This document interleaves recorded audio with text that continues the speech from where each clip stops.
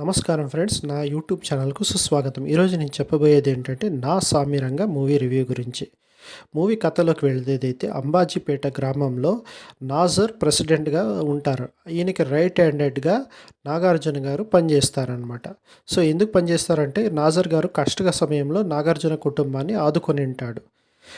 అందుకే నాగార్జున గారు కృతజ్ఞతుడిగా నాజర్కి రైట్ హ్యాండ్గా పనిచేస్తారనమాట. ఈయన అనుకునే సమయంలో హీరోయిన్ ఆషికా రంగనాథ్తో ప్రేమలో పడతారనమాట. ప్రేమలో పడినప్పుడు వాళ్ళిద్దరూ ఒక అనుకోని సందర్భంలో విడిపోతారు.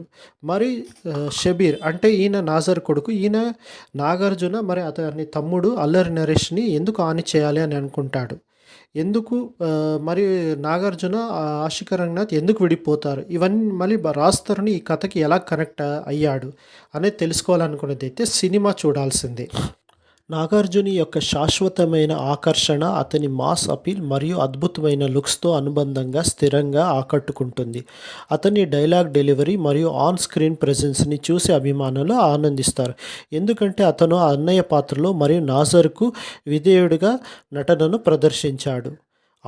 ఆషికా రంగనాథ్ తన వయసుకు మించిన పాత్రలో నటిస్తానని తెలిసిన తర్వాత కూడా ఈ ప్రాజెక్ట్కి పచ్చజెండా ఊపినందుకు ప్రశంసలు అందుకోవాలి. ఈ నటి తన అందం మరియు నటనా నైపుణ్యంతో ప్రేక్షకులను కట్టిపడేస్తుంది. ముఖ్యంగా నాగార్జునతో పాటు సన్నివేశాలలో మెరిసిపోయింది. ముఖ్యంగా సెకండ్ హాఫ్లో అల్లరి నరేష్ అలరించి శాశ్వతమైన ముద్ర వేస్తాడు. ఎంఎం కీరవాణి తన సంగీతంతో సమర్థవంతంగా సహకరిస్తారు.